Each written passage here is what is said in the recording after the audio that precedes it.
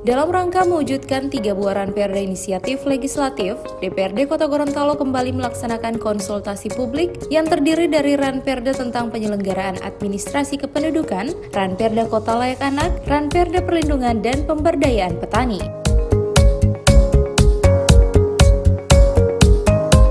Konsultasi kelayakan uji publik yang dibuka Ketua DPRD Kota Gorontalo Fedrianto Konio ST ini dihadiri masing-masing Ketua Pansus, Sekda Kota Gorontalo, unsur pemerintahan Kota Gorontalo, tokoh masyarakat, penyusun naskah akademik dari Kementerian Kemenkumham Kota Gorontalo, serta tamu undangan lainnya.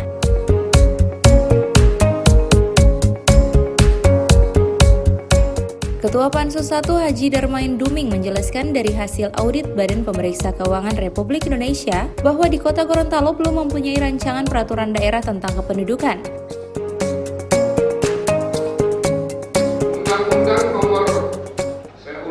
Undang-Undang nomor 23 tahun 2006 tentang administrasi kependudukan yang telah dirubah dengan Undang-Undang nomor 24 tahun 2013 tentang administrasi kependudukan.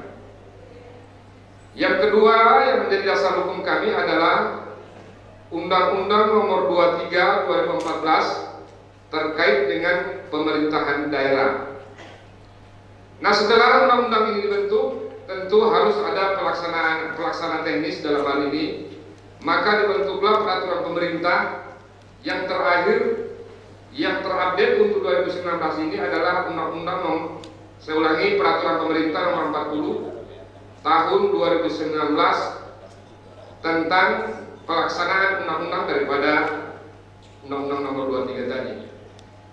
Nah, berdasarkan di atas peraturan ini, kami bersama teman-teman penyusun naskah akademik bekerja sama untuk bagaimana menyusun sebuah ranperda yang sudah barang tentu ini bisa memuat seluruh kepentingan kita semua terkait dengan persoalan kependudukan. Yang pertama itu yang menjadi indikator kita ialah pemenuhan hak dan perlindungan anak diamanatkan oleh konvensi internasional itu sendiri. Itu berangkat awalnya dari situ juga. Kemudian bahwa kota layak anak itu merupakan sebuah sistem, yaitu sistem pembangunan yang berbasis anak. Inilah dua indikator sehingga kenapa pemerintah daerah itu diberikan melalui peraturan mulai undang-undang 32 bahwa daerah agar membuat suatu regulasi di mana regulasi itu seminimal mungkin memberikan hak anak yang kadang-kadang kita lupakan. Misalkan hak bermain. Kadang-kadang kita cuma tahu bahwa anak itu dia punya kesempatan untuk bermain, tetapi bagaimana dia akan istilahnya menggunakan fasilitas itu sendiri, sementara pemerintah tidak menyediakan fasilitas itu. Tentang perlindungan lahan pertanian dan Undang-Undang nomor 19 tahun 2013 tentang perlindungan dan pemberdayaan para petani. Ini harus connect ya. Harus connect, bukan sekedar petaninya yang diberikan perlindungan, tetapi juga lahan.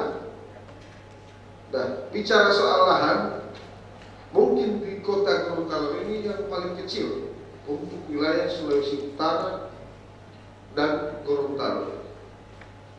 Yang paling kecil wilayah pertanian, kurang lebih sudah disampaikan Pak Ketua DPRD tadi, kurang ada sekitar 400 hektar.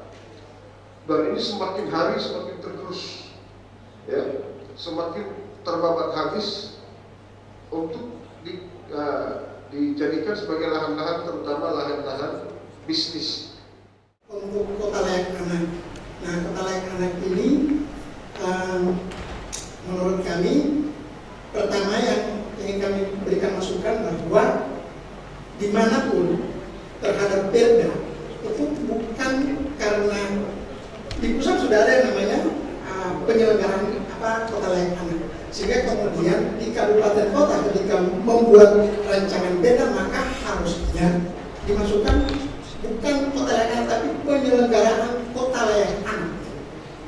Dan itu lihat mungkin beberapa kali kita berdebat di sini. Maksud saya gini Pak, saat ini sedang disusun impres tentang penyelenggaraan kota layak anak untuk kabupaten kota. Efisiensi dan efektivitas penggunaan anggaran, jangan sampai ini diketuk terus kemudian turun impres itu dirubah lagi menjadi penyelenggaraan kota layak anak. Menurut saya efektif dan efisiensi penggunaan anggaran yang harus kita pikirkan. Itu yang pertama khusus untuk pansus kota layak anak. Yang kedua, yang ketiga bicara tentang isi daripada rancangan ini. Ini tidak berubah, hanya ada beberapa poin yang menurut kami ditambahkan di rancangan sebelumnya.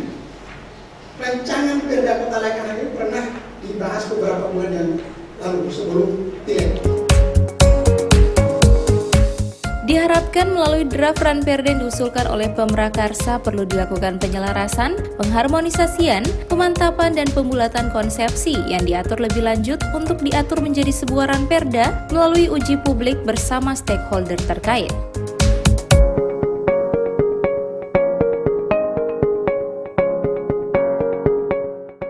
Tim Liputan Advertorial Mimosa TV.